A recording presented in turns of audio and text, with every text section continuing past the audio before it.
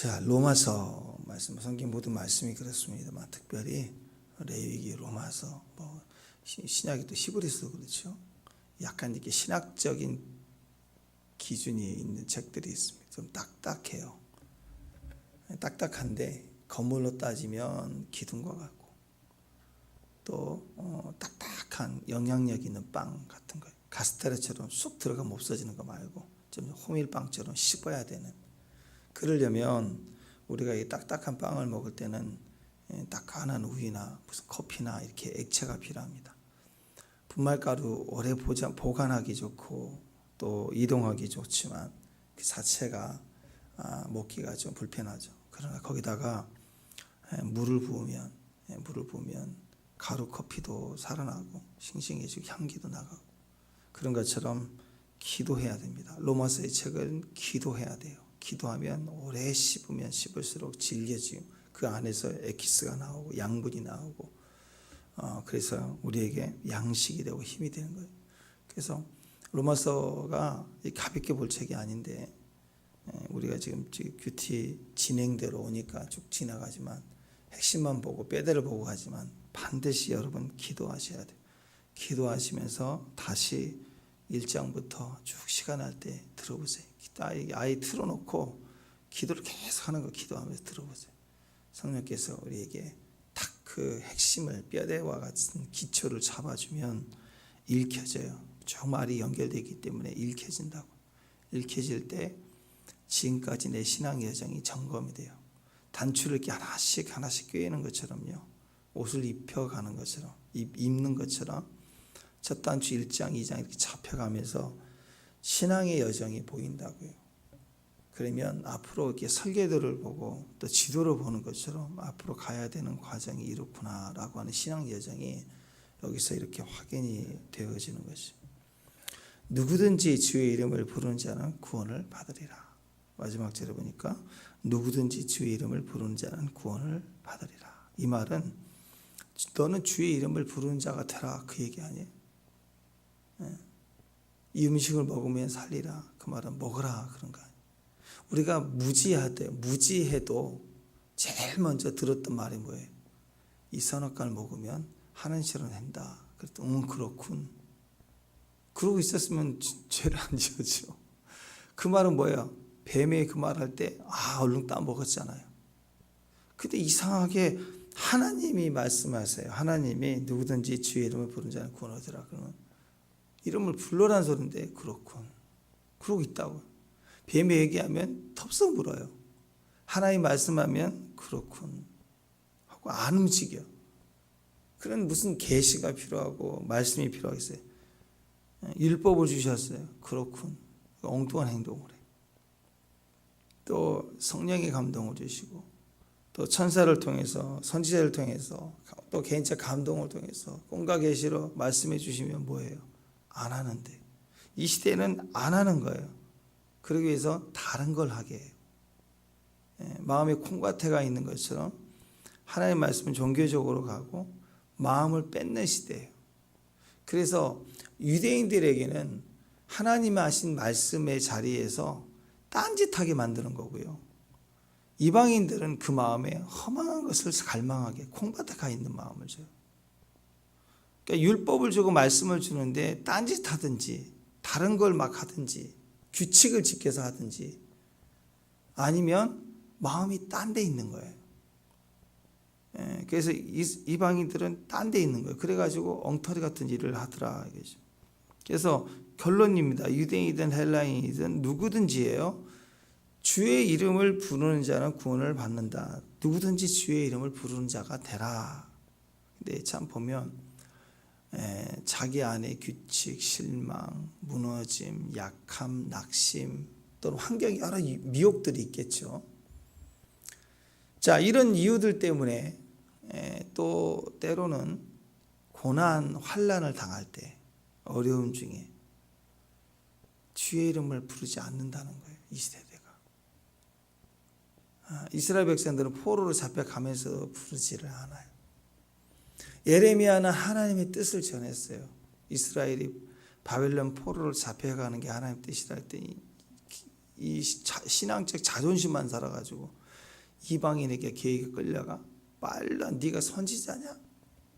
그 민족 자존심하고 하나님 진짜 뜻하고 모르는 거예요. 왜 그런지를 모르는 거예요. 회개할 생각도 안 하고 민족 자존심만 쌓아서 선민의식으로 이방인에게 개들에게 끌려가다니 하고 자존심만 부리고 차라리 애굽으로 가겠다는 전통 발상, 죄의식으로 다시 애굽 찾고 있고, 그게 인간에 있는 악이라고. 악, 하나님의 음성과 뜻을 원수 삼듯 대하고 싫어하는 거예요. 그러니까 자기 고집, 자기 판단, 내가 이해가 돼야 움직이고 절대로 순종을 하지 않는 거예요. 징글징글하게 순종을 하네.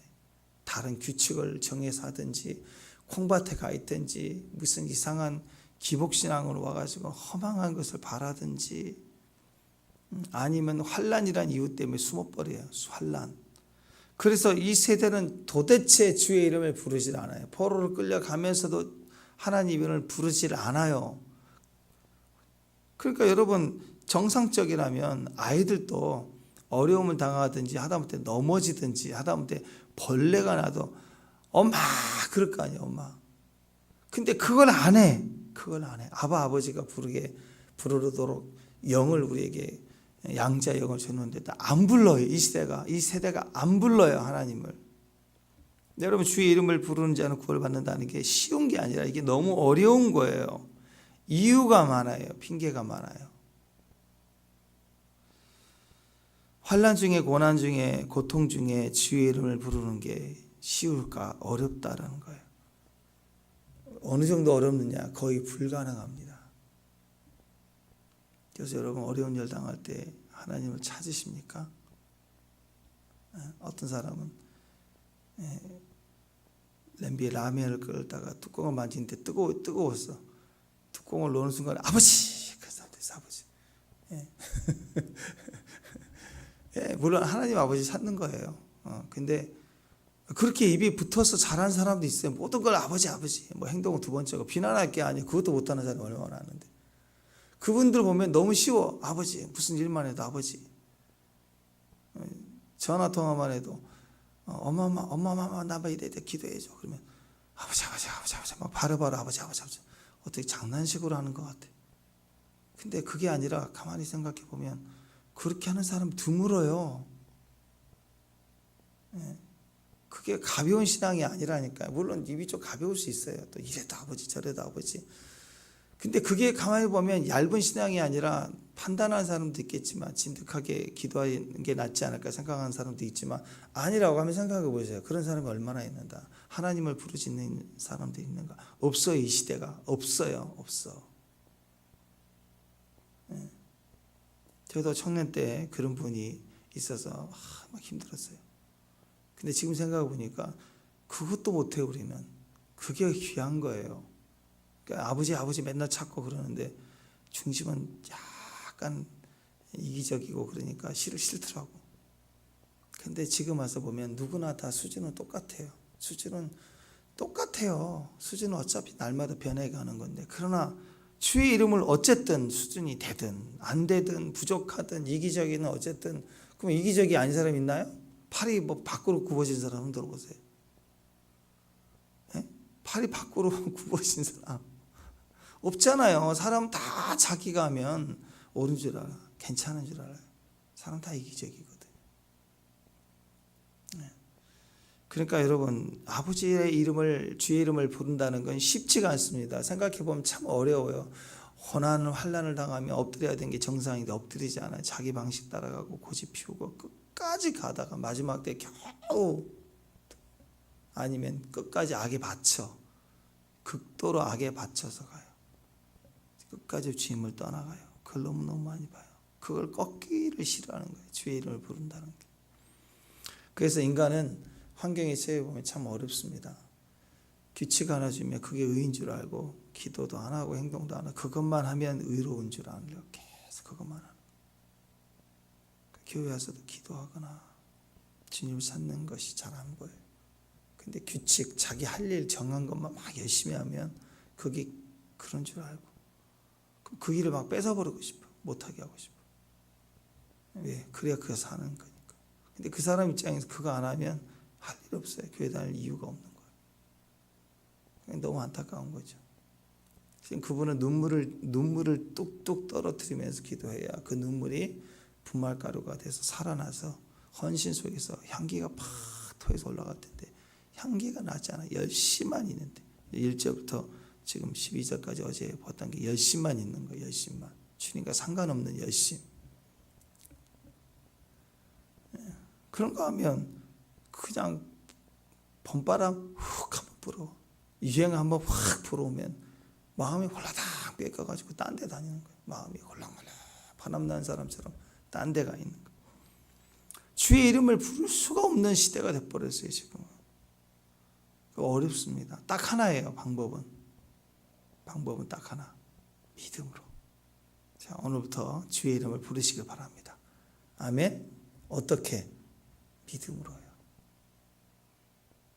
네. 환난 당하면 주님이 나온다고요? 안 나와요. 자기 환난 해결한다고 쫓아다니라고 기도하지 않습니다. 믿음으로 주의 이름을 부르는 거예요. 주의 이름을 부르는 자가 되는 방법은 믿음뿐입니다. 로마서에 정확하게 얘기하고 있어요. 환난 날에 주의 이름을 부른 자가 되라. 그 말은 믿는 자가 되라. 오직 의인은 믿음으로 말미암아 산다 그랬죠. 세상 끝날까지 믿음으로 어떻게? 믿음으로 주의 이름을 부른 자가 되라. 마지막 날 누가 구원을 받느냐? 믿음으로 주의 이름을 부른 자들이에요. 그냥 주의 이름을 한두 번 부를 수 있어요. 근데 안 불러진다니까. 실망해버리니까. 한두 번 했는데 안 돼. 환난 더 거세고 반은 거의 죽었어. 그래서 주의 이름 불러. 거의 죽어가. 근데 안 불러. 실망하니까. 여러분 기도를 하다가 기도가 더디 응답이 되면 실망합니다. 근데 아브라함은 바랄 수 없는 중에 바라고 믿었는데. 그래서 기도하는 거예요. 환경이 크기 때문에 내 뜻대로 더 안 되기 때문에 기도하는 거 아니에요? 내 뜻대로 할 수 있는 걸 누가 기도해요? 1,000원짜리 아이스크림 하나 사는데 아이스크림 달라고 그거 누가 기도해요? 그냥 사 먹으면 되지. 근데 안 되는 것 때문에 기도하는 거 아니에요? 더 큰 거기 때문에 기도한 거 아니에요? 근데 더 크게 기도하라고 간절해지도록 이끄시는 과정인데 그럼 나 안 해. 안 해. 기도를 안 해버려요. 아닙니다. 끝까지 해야 돼요. 그래서 기도는 절박함에서 나온 게 아니에요. 믿음은 절박함에서 나온 게 아니에요. 예. 주님을 알아야 돼요. 주의 이름을 부른다는 것은, 기도한다는 것은 믿음에서 나오는 거예요. 주의 이름을 부르는 데는 아무런 차별이 없다라고 얘기해요. 유대인이든 이방인이든 가난한 자든 부자이든 남자이든 여자이든 어른이든 아이든 간에 상관이 없어요. 누구든지 다 부를 수 있어요. 차별이 없어요. 그래서 10절, 11절, 12절 사람이 마음으로 믿어 의에 이르고 입으로 신하여 구원에 이른다. 사람이에요. 사람. 훌륭한 사람만이 아니라 사람. 성경이를 누구든지 그를 믿는 자는 10절의 사람이죠. 믿는 자는 입으로 시인한 자는 부끄러움을 당하지 아니하리라. 유대인이나 헬라니 차별 없다. 남자나 여자나 차별 없다. 아무런 차별이 없다. 한 분이신 주께서 모든 사람의 주가 돼서 그를 부르는 모든 사람에게 부여하시다. 하늘 부여케 하신다. 참 재밌어요. 주의 이름을 부르면 어떤 일이 일어나는지 알아서 11절에 보니까 부끄러움을 당하지 않는데요. 수치 가운데 있을 때 불러야 돼요. 어떻게? 믿음으로. 수치 가운데 주여. 12절 주의 이름을 부르는 자는 어떤 일이 벌어집니까? 부욕해 된대요. 가난 가운데 있을 때, 궁핍함에 있을 때, 필요가 있을 때 주의 이름을 부르라. 주여 주여 부르시지라는 거예요. 믿음으로. 아멘. 또 주의 이름을 부르는 자에게 어떤 일이 일어나 13절 구원을 받는데 위기 가운데 주의 이름을 부르라. 부끄러울 때, 수치당할 때, 고통스러울 때 부르짖어야 됩니다. 부요하게 하십니다. 필요를 채워주십니다. 또 우리를 구원을 받게 환난 날의 위기 속에 우리를 구원해 주신다는 거예요. 주의 이름을 부르면 이런 놀라운 주의 축복이 있어요. 그 복을 우리가 약속해 주신 거예요. 그대로 그대로 우리가 고백하면 된다라는 거예요. 근데 많은 사람들은 그렇지 않아요. 잘 안 하려고 해요. 왜? 믿음으로 살기 싫어하니까. 자, 하나님의 말씀은요, 생명과 같은 거예요. 그래서 삶의 환경은 나의 목숨을 죽이려고 오는 것처럼 조여오고 나를 압박해 온다. 그 환경이 그렇게 쉬운 게 아니죠. 더군다나 그 배경에 사탄은 우리의 목숨을 갖고 휘젓는 놈이에요. 그 배경에서 우리는 어떻게 살아갈까요? 믿음으로 살아야 돼요. 믿음은 하나님의 구원을 보게 하는 것입니다. 우리가 영혼의 영생의 구원만이 아닙니다. 삶 속의 피로들, 궁핍들, 부끄러움, 열등, 내면의 모든 심리적 위기들, 또 우리의 마지막 영혼뿐만 아니라 우리의 육신의 모든 환경의 도전들, 생존의 위기들, 주의 이름을 부를 때 구원을 받는다. 어떻게? 믿음으로 주여 주여 하고 부르짖어야 돼요. 그래서 여러분, 우리가 하나님을 의지하고 바라보고 기억해야 돼요. 이 1절에서 8절까지 어제 했던 내용 보면 열심히 있었잖아요. 열심히 하는 거. 주의 이름을 부르지 않아요. 게으르지 않고 새벽부터 일어나고 열심히 살아가요. 남들이 따라오지 못할 만큼 열심을 해요. 근데 주의 이름을 부르지 않아요. 그 말은 곧 뭐예요? 믿음으로 살지 않는 것. 자기 행위로 사는 것. 그 결과는 어땠습니까? 그 결과는 허망할 뿐이에요. 하나님의 말씀에 분노에 은혜가 있으면 더 화가 나는 거예요. 그걸 기쁨으로 받아들이지 않아요. 분노야. 화를 내는 거예요. 그래서 말씀을 따르지 않는 열심, 말씀과 상관없는 올바른 지식이 아닌 자기 생각을 기준으로 열심히 내는 거. 그것은 사도 바울 본인이 그랬던 것처럼 하나님 나라를 방해하고 무너뜨리고 핍박하는 자가 되고 말았다는 거죠. 그래서 모든 것의 기준이 하나님 말씀입니다. 결국은 믿음으로 말미암아 산다. 그 말은 말씀 붙들면 산다. 아멘. 네, 입으로 말씀을 말하는 거, 그게 믿음이에요. 믿음은 보여져요. 예수님도 네 믿음이 너를 구원했다. 내가 이만한 믿음을 본 적이 없다. 믿음을 보셨어요. 믿음 어떻게 볼까요? 눈으로 봐요. 믿음은 귀로 들을 수 있어요. 느낄 수 있어요. 오감을 사용할 수 있어요. 믿음은 그냥 주님만 보시는 영적 영안이 있어서 딱 보면은 80점, 딱 보면은 50점 이렇게 나오는 게 아니라고요. 이만한 믿음을 보았느냐 그래서 아브라함 믿음을 수준을 알았겠죠. 아신 걸로 판단하지 않아요. 반드시 이 땅에서 행위를 통해서 믿음의 테스트를 과정을 가요. 왜? 기계가 아니고 우리는 인격이기 때문에 인격은 바로 이전의 인격과 지금 인격이 다를 수 있어요. 그리고 사람의 인격 속에 감정이 때로는 인격을 만들어내기도 하고 생각이 인격을 만들어내기도 하고요. 다른 생각이 들어오면 다른 인격이 되기도 하고 짐승이 들어오면 인간이 아닌 다른 짐승의 수준의 인격이 나와요. 그래서 눈 하나 깜빡하지 않고 사람을 막 죽이고 토막하고 하는 사건들을 보잖아요. 그건 사람의 인격이 아닙니다. 깊은 상처 위에 어떤 다른 인격이 들어와요. 죄책감도 몰라요. 없어요. 생각이 없는 거예요. 무서워하지도 않아요. 그래서 인격은 수시로 바뀝니다. 진짜로 어떻게 확인해 볼 수 있는가? 진짜는 보여져야 돼요. 믿음으로. 어떻게? 말하는 거. 행동을 통해서 믿음은 보여지게 되어 있습니다.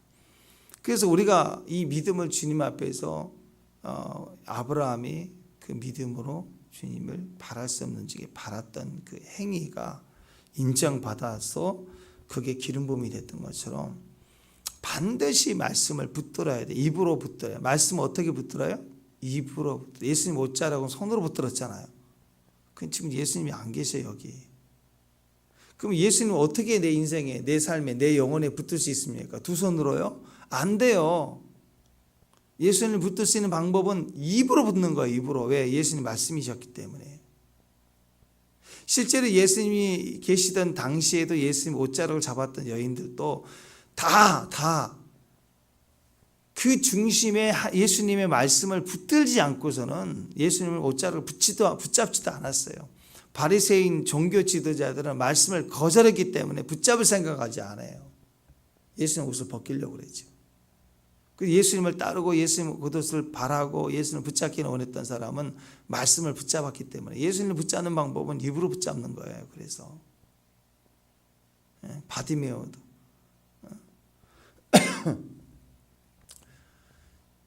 더 큰 소리로 주님을 부르짖잖아요. 붙잡는 거예요. 안 보이니까 예수다. 그러니까 예수가 근처 온 거야. 멀리 가버리면 안 되니까 안 보이니까 예수야 나사렛 예수 나를 불쌍히 하지 말라. 그러니까 더 큰 소리로 왜? 안 보이는데 어디 가서 어떻게 붙잡아요? 예수님 붙잡는 방법은 큰 소리 외쳐서 붙잡는 거예요. 수로보니게 여인 맞습니다. 올소이다 하고 붙잡아요. 주인의 상에서 개들도 부스러기를 먹나이다. 올소이다 하고 붙잡잖아요.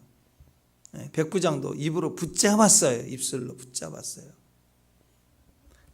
오늘 핵심입니다. 주의 말씀을 입술로 말할 때 붙잡는 거예요. 붙잡으면 그분의 역사가 우리에게 임하죠. 말씀을 붙들면 산다. 어떤 상황에서도 말씀을 붙들어라. 기도하는데 소원만 가득했다 그러면 소원만 가득 말하는 것은 그러면 이방인의 기도하고 우리 기도하고 차이가 뭐가 있어요? 별로 없어요. 지금 이 시간에도 절에서 막 기도하는 사람들 정말 가정에 어려운 일이 있어서 자기가 하고 있는 최선은 그 부처를 따른 거라면 거기 가서 있는 거 아니에요, 그죠? 간절함으로 보면은 거기에 더 열심히 더 절박할수록 사실은 더 열심히 기도하는 거 아니겠어요? 그러면 그들의 기도나 우리의 기도가 무슨 차이가 있겠어요? 우리의 기도는요, 또 성도 안에서도 성도의 기도 중에 성도들의 기도의 수준이 달라지는 기도, 특히 예수님의 기도는 뭐가 다를까요? 거기는 소원이 가득 찬 게 아니에요. 소원을 말하는 게 아니었어요. 아버지를 전체적으로 붙들고 주님과 함께하는 기도. 우리 기도할 때 예수님을 어떻게 붙들 수 있을까요? 우리 기도 시간에 예수님이 더 계시게 하는 방법은 뭘까요? 입술로 그 말씀을 붙드는 거예요. 환경이 어려울수록 말씀을 더 붙는 거예요. 아이들을 보세요. 어려울 때, 힘들 때, 무서울 때, 벌레 나타날 때 벌레다 그거 나중에 얘기해. 벌레다 그거보다 엄마를 먼저 불러요. 엄마 달라붙어. 그 다음에 왜 그래 벌레가 있어 뭐 있어 이렇게 얘기하잖아요. 제일 중요한 건 먼저 아버지 하나님을 부르짖어야 되는 거. 말씀을 붙드는 거. 말씀으로 돌아오고 말씀으로 돌아가야 되고 말씀을 입에다 물고 다니고 입으로 씻고 다니고 이름을 불러줘야 되고 선포해야 되는 거. 우리가 이름을 지을 때도 어떤 마음이 있죠. 그 마음을 보통 한국 사람은 세 글자니까 성 빼고 두 글자나 또는 외자를 넣어서 이름을 짓지만 그 이름에 뜻을 의미를 부여하잖아요. 그죠? 그것처럼 우리가 하나님의 말씀을 가지고 그 현장을 이름을 불러야 돼. 아담이 이름을 부른 것처럼. 말씀을 가지고 우리 아들 막 사랑해 뭐해 막 하지 말고 그 아들에 의한 말씀을 붙잡고 그 말씀을 이름을 불러주는 것처럼 예언해 주는 거예요. 예언이 그런 거예요. 거기다가 눈물이 들어가고 땀방울이 들어가면 사는 거예요. 말씀을 붙들면 산다. 말씀이 붙들면 산다. 우리 가정이 산다. 우리 친척들까지 다 구원의 물결이 막 파도가 오고 있어요. 파도가 무너뜨리는 파도가 아니라 살리는 파도예요. 그런데 버티고 있으면 무너지겠어요. 그래서 1차적으로 죽는다 할 만큼 파도가 와서 탁 치는데 죽겠다고 난리 나죠. 무너져야 돼요. 견고한 율법은 규칙은 무너져야 돼요. 세상 똑똑한 똑똑이들 자기 똑똑한 걸로 막 교회도 판단하고 신앙도 판단하고 들은 게 많아가지고 또 이미 콩밭에 가 있는 혼란스러운 바람난 마음, 다 그게 파도가 와서 우리 가족을 치고 가정을 치고 친족을 치고 환경을, 내 친구를 치고, 그게 뭐예요? 다시 세우고 싶은 거예요. 하나님 새롭게. 기도해야 돼. 기도의 파도의 물결이 와서 온몸에서 치고 나가셔야 돼. 지금 뭐 방사능 뭐 폐기물질을 뭐 바다에 뭐 어친다, 지금 뭐 데모하고 막 뭐 이것뿐이겠어요. 세상은 점점 더 어려워지고 힘들어지는데, 그 말은 뭐예요? 저 중국 나쁜 놈, 일본 나쁜 놈, 저 러시아, 소련 나쁜 놈, 그런 문제가 아니라 딱 하나죠. 주님 없이는 안 되는구나. 주의 나라밖에 없구나. 그 생각하고 가야죠. 네, 부지런히 주의 이름을 말하기 시작해요. 말씀을 붙들고 끝까지 말씀을 붙들고 해요. 레이지파 얘기했죠. 저주받았습니다. 셋째 시몬, 둘째 시몬, 레위, 셋째까지 저주받았어요. 유다에게까지 넘어왔어요. 첫째 탈락, 둘째 탈락, 셋째 탈락, 넷째 유다에게 장자권이 넘어왔다고요. 그때 첫째, 둘째는 허당 그대로 갔어요. 셋째 똑같이 레위도 저주를 받았습니다. 흩어진대요.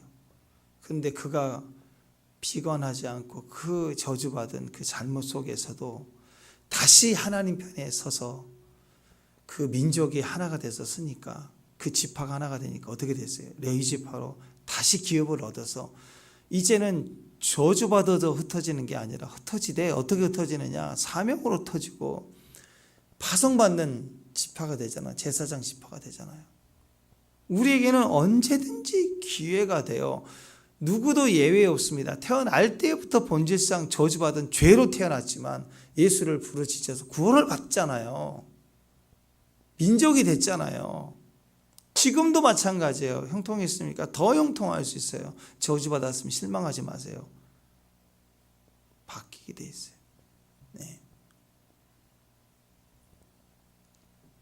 열왕기상 전체를 보면은요, 거기 1장에 다윗 이야기 시작인데, 거기 보니까 이제 아들 다윗이 늙어 죽어갑니다. 거기 볼 때 첫째 아들, 둘째 아들 이렇게 나오는데, 첫째 아들부터 이제 보면은 자기 동생을 범했다고 해서 3번 아들 이제 죽이고, 이제 3번 아들이 이제 첫째 아들을 죽였잖아요. 자기 동생 이렇게 겁탈했다고. 두 번째 아들은 병들어서 빨리 죽었고, 그 세 번째 아들 압살롬은 요압이 죽였어요. 반란이 이렇게 했을 때. 다윗 입장에서는 1번, 2번, 3번 다, 특히 압살롬을 많이 사랑했는데 다 죽었잖아요. 아버지의 마음은 이래저래 고통스러운 거예요. 그리고 네 번째 아들이 이제 아도니아. 근데 이 아도니아는 지금 다윗 말년에 지가 왕 되겠다고 치고 나간 거예요. 다윗 말년에 지가 왕 되겠다고 치고 나갔어요. 그때 이제 바세바가 와서 당신이 일을 하라. 그리고 솔로몬을 왕위를 세우라. 그래서 솔로몬을 왕으로 세우는 그 긴박한 과정이 돌아가잖아요.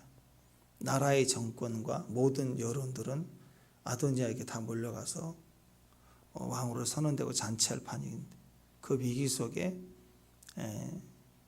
이 왕을 깨우는 일을 또 바세바가 하고, 그 아들 솔로몬을 왕으로 인정하게 되는 순간 솔로몬에 의해서 이제 넷째 아들 아도니아도 이제 제거가 되지 않습니까? 그 솔로몬의 세력에 의해서. 근데 이제 재밌는 건 그 배경 속에 결국 솔로몬에게 정권이 이어져 가는데, 그때 그 배경이 제사장 두 양대 산맥의 두 그룹, 사독과 아비아달. 근데 다윗에게 이렇게 도움을 줬던 그 아비아달이 이제 누구 편에 섰냐면 요압 장군, 다윗의 핵심 힘으로 군사 힘을 다 가지고 있던 요압. 요압이 되게 끝까지 힘들게 했잖아. 다윗 마음 열심히 했지만. 근데 그 요압하고 힘을 가진 요압 장군과 그 다음에 제사장 중에서도 다윗에게 힘을 줘서 인기를 얻었던, 힘을 얻었던 아비아달이 아도니아 편에 서요. 그러니까 이쪽이 왕이 되는 게 거의 확실시되는 그런 상황이었잖아요. 그때 사독이라는 제사장과 나단 선지자가 솔로몬 편에 서요. 정통 영적 주기가 거기 붙었다고. 그래서 이 배경 속에서 결과적으로는 솔로몬이 아도니아를 진압하고 다시 왕이 되어지는데, 그때 아비아달은 죽이지 않아요. 왜? 제사장이니까. 하나님이 죽입니다. 결국 요압도 죽이고 다 결국 죽이게 하지만 결국 제사장은 건들지 않습니다. 자, 죽이지 않고 대신 제사장 직분을 파면시키고 쫓아내버려요. 그러니까 아비아달의 이 계보는 이제 사라지는 거예요. 자, 그때 자기가 우선이었고 그 밑에 그 다음 항상 2인자였던 사독 계열이 이제 궁중의 제사장이 됐어요. 영예를 얻어서 솔로몬이 왕이 되니까. 그리고 그 사독의 후배 그 계보 후손들은 계보를 따라가 보면 전부 궁중에 머물러 있는 제사장의 영예를 계속 누리게 됩니다. 사독은. 그러니까 하나님 편에 바로 섰을 때 그 자리에 형통함이 있었다는 거죠. 그 후예가 계속 궁중에서 정권을 가지면서 이스라엘 역사 가운데 명예와 또 명성을 다 얻었던 제사장 가문이 이 사독 계열입니다. 사독 계열. 그러니까 하나님 편에 섰을 때 보는 복이 얼마나 좋아. 그런데 그 사독 계열이 계속 계보를 이어가는 게 사두개인이에요. 사두개파 사람들이 사독에서 사두개인. 그래서 나중에는 예수님 당시는 변질되죠. 그러니까 말씀을 점점 어느 순간 놓치고 지위와 명예를 계속 중시하고 유지하고, 그러니까 편안해지니까 더 이상 제사장 직분이 흐려지기 시작하겠죠. 그죠? 자, 그런데 아비아달 제사장 직분을 박탈당하고 성전에서 쫓겨나고 일반 직장인처럼 일터가 없어진 거예요. 파면된 거예요. 죽이지는 않고 옷을 벗기고 시직당한 거예요. 밖으로 나갔어요. 그러니까 한 번 잘못 선택했고, 또 지금까지 다윗의 그 명예와 또 인정을 받고 힘을 발휘하다가 궁중에서 권세를, 제사장 쪽으로는 권세를 입었던 아비아달이 쫓겨났습니다. 그 계보를 이은 자손들은 어떻게 됐을까? 뭐 할까? 갈 데가 없어요. 쫓겨났으니까. 그리고 나서 그들은 옷을 파면받은 사람이에요. 마치 뭐가 같냐면 목사가 이제 추교를 당한 거예요. 무슨 일이 있어갖고.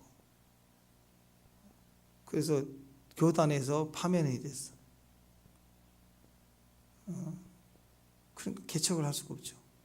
그걸 또 숨기고 혼자 했다 할 수도 없고, 교단도 없고 배경도 없고, 그건 뭐 할 게 없어요. 그런데 또 그게 이제 예를 들어 2단 시비에 걸려서 2단 아닌데 2단 시비를 걸렸다. 뭐 그렇게 한번 생각해 봅시다. 그러면 자기는 목사인데 어떻게든 목회를 해야 되잖아요. 근데 2단이라고 파면도 당했으면 정상적으로 교회를 개척해서 할 수도 없고, 어느 교회에 들어가서 돕겠다고 협력사역 하기도 안 되고, 그렇다고 나는 2단 아닌데 나는 말씀을 따라 살아야 되는데, 근데 또 일반 또 직장인을 일하기도 좀 그렇고, 이게 참 애매한 거잖아요. 지금 이런 케이스요. 무슨 음란원에 하거나 우상숭배라는 게 아니라 정치적 여정을 잘못 선택해서 그냥 죽어야 되는데, 기름 부음 받은 자로 죽지는 않고 옷은 파면당하고 제사장은 파면당해서 쫓겨나왔는데 갈 데가 없는 거예요. 그러니까 이 아비아달 제사장 직분의 후예들은 어디 가서 뭐 하느냐? 그냥 광야에 가고 거기서 열심히 토라를 연구해, 말씀을 연구해. 그래서 그 라인에서 많은 선지자들이 나오기 시작합니다. 나중에 후에 대표적인 예가 에레미야예요. 에레미야 1장 1장에 보면 베냐민 땅 아다노스의 제사당 중 hil기야의 아들 에레미야의 말이다. 아나도스의 제사장이란 말은 궁중에서 쫓겨나 고향 아나도스로 간 제사장, 이런 뜻입니다. 성전 제사장이 아니라 솔로몬 때 궁중에서 쫓겨난 고향 아나돗으로 간 제사장이 있었는데 그 중에서 예레미야가 그 출신이라는 거예요. 이와 같이 아비아달의 계보의 제사장들이 쫓겨난 이후 어떻게 살았을까?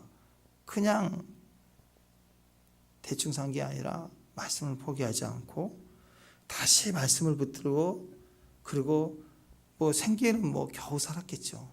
그렇지만 최선을 다해서 하나님 뜻을 다시 확인하고 토라 말씀 붙드는 일을 했어요. 그래서 자기들끼리 광야에 외치는 소리다. 그 라인 중 마지막에 예레미야가 터져나오기 시작합니다. 왜? 말씀을 계속 붙들면 이제 언젠가는 말씀의 계시를 터뜨려서 예언이 나오게 돼 있어요. 진짜가. 광야에서 들리는 말씀, 광야에서 외치는 소리. 그래서 솔로몬 시대에는 사독이 전통이었고 아비아달이 가짜 라인이 돼서 쫓겨났어요.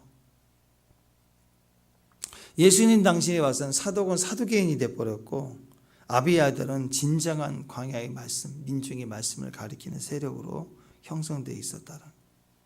결국 말씀 붙들어 살아요.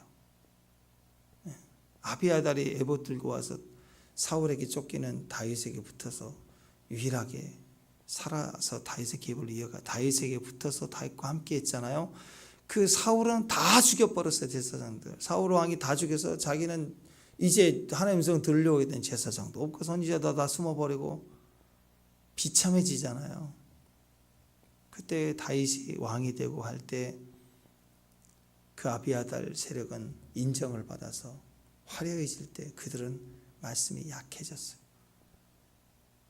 그랬더니 그들은 다시 또 어려움을 겪게 되고 또 사두개인도 그 위기 속에서 나단 선지자와 함께 정치적으로 계속 약한 약점을 가진 작은 세력이지만 솔로몬에 붙어서 정통을 따랐을 때 또 형통을 쥐지만 그게 예수님 당시까지 와서 보면 궁중에 화려한 은혜를 영광을 입다가 또 무너지잖아요. 그러니까 인간은 말씀 붙들면 살고요. 말씀 떠나가면 끝나는 거예요. 말씀의 상징이 다윗 붙었던 아비아달은 다 살았다가 말씀과 상관없는 아도니에 붙었다가 떨어지는 거고 또 광야 쫓기 같지만 말씀 붙들면 다시 민중의 세력과 외치는 예언자의 소리가 돼서 하나님 앞에 세력이 살아나고 가문이 살아나지만 또 사도 계열의 말씀 붙들고 일어났다가 인정받고 영광받지만 말씀 또 떠나면 사두개인 되는 거예요. 예수님 대적하는 자가 또 되는 거예요. 뭐가 정통이죠? 왕이 인정하고 교단이 인정하고 사람이 인정하는 게 아닙니다. 내 안에 있는 말씀이 나를 인정해야 돼. 말씀이 말하는 사람이 돼야 돼. 광야에서도 말씀을 연구하는 게 진짜죠.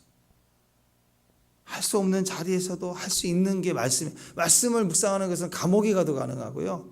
일터에 가도 가능하고 무슨 일을 해도 어떤 상황에도 가능한 일이에요. 말씀 붙들면 삽니다. 말씀 붙들면 살아요. 광야에 가도 말씀 붙들면 살아요. 말씀 붙들고 살아야 돼요. 우리가 지금 어디 있어야 되죠? 있어야 될 게 어디예요? 말씀 붙들고 있는 거예요. 어디로 가야 됩니까? 말씀이 살아있는 것, 말씀이 들려지는 것, 말씀을 들어야 살기 때문에 말씀을 말하는 것, 말씀을 들리는 것, 말씀으로 떡을 떼고 있는 곳에 말씀을 먹어야 사는 거예요. 자, 우리 현실로 돌아가 보십시다. 야, 참 요즘 내 인생 참 너무 답답하다. 뭐 하긴 해요. 기도도 하고 예배도 드리고 있지만 요즘 왜 이렇게 답답하지? 인생이 참 답답하다. 개인적으로 뭐 결혼도 이렇게 안 되고 취직도 이렇게 안 되고 취직을 했지만 또 계속 드라이하고 진학 문제도 있고 우리 애들도 그렇고 확신도 없고 뭐 여러 가지.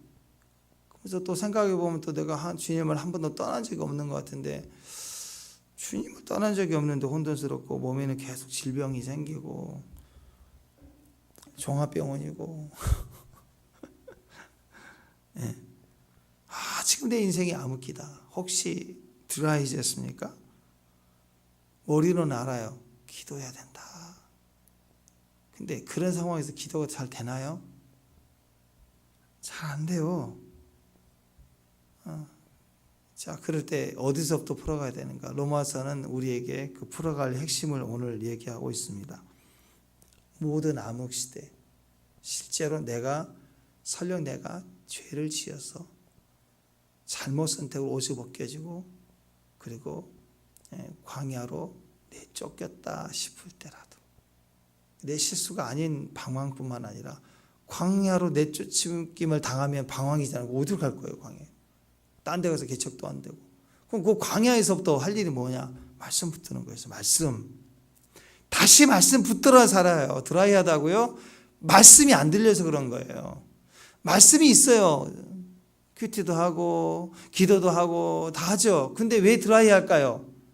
오늘 계속 얘기하고 있으니까 분말가루니까 분말가루만 있는데 눈물이 들어가야죠. 액체가 들어가야지 향기가 탁 그 커피 향기가 나오고 우유가 뭐 단백질이 들어오고 그런 거 아니에요. 나무 이파리 잎사귀 그거 그거 어떻게 먹어요? 액체가 들어가야 우러나야 따뜻하게 그 차 맛이 향기가 올라오면서 유익이 되는 거 아니에요? 드라이하다고요? 기도요? 맞아요. 하나님 말씀 붙드는 것부터 시작을 해요. 말씀이 들려져 와야 돼요. 개인적 부흥, 가정의 부흥, 교회의 부흥, 국가적 부흥, 이 시대의 마지막 대부흥 다 말씀이 있어요. 말씀이 있어요. 말씀. 이게 로마서 10장입니다. 그래서 문제가 있을 때마다 어디로 돌아와요? 방황이 있을 때마다, 쫓김 당했을 때마다, 외로울 때마다, 혼자 방황할 때, 갈 데가 없을 때, 막상 집을 나왔는데 갈 데가 없을 때 어디 가야 돼요? 부평역 지하상가가 먼지만 가득 찬 데 가지 말고 어디 가야 돼요? 계양산 등산한다고 둘레길에 무슨 엘리야도 아니고 거기 까마귀 안 와요. 그런데 가면 뭐 해야 돼요? 말씀으로 가야 돼. 말씀으로 돌아가라. 어떻게? 입술로 시인하는 거예요. 오늘 말씀 입술로 시인한 것부터 시작해. 입술을 사용해서 말하기 시작해야 돼. 선포해야 돼. 시작해야 돼. 막 써놔. 그러다 보면 말씀을 말하기 시작하면, 말씀을 붙들기 시작하면요 힘이 생겨요. 그리고 말을 자꾸 말하다 보면 말이 빨라지면서 방언도 나와요. 말이 꼬이면서. 그리고 기도도 살고, 기도하면 눈물 나서 그 눈물에 액체가 들어가니까 막 살 것 같은 거야. 그때부터. 축복합니다. 말씀 붙들고 말씀 말하기 시작. 말씀 어떻게 붙어요? 입으로 붙은 거예요. 입으로. 입술로 말하기 시작해요. 말씀을 빨리 말하고 쓰나고 선포하면 방언이 나오고 기도가 나오고, 기도가 나오면 눈물이 쏟아지고 액체가 들어가면 향기가 터져 나오고 응답이 되고 유익이 되는 거예요. 다시 로마서 10장으로 돌아와라. 로마서 10장 다시 말씀으로 우리 드라이하고 혼돈을 이겨나갈 수 있는 지혜로운 로마서의 사람이 되시기를 주님의 이름으로 축원합니다. 기도하겠습니다. 내 마음 광야, 그것은 광야에서 말씀 붙들고 말씀 터져 나와야 될 때임을 믿습니다. 입으로 시나의 구원을 얻고 말한 대로 되는 믿음의 종들 되게 하옵소서. 오직 의인은 믿음으로 말미암아 살리라. 말씀을 말하는 종들이 말씀에 말하는 말로 살고 말의 역사를 볼 수 있는 주의 종들 되게 하옵소서. 예수님의 이름으로 기도합니다.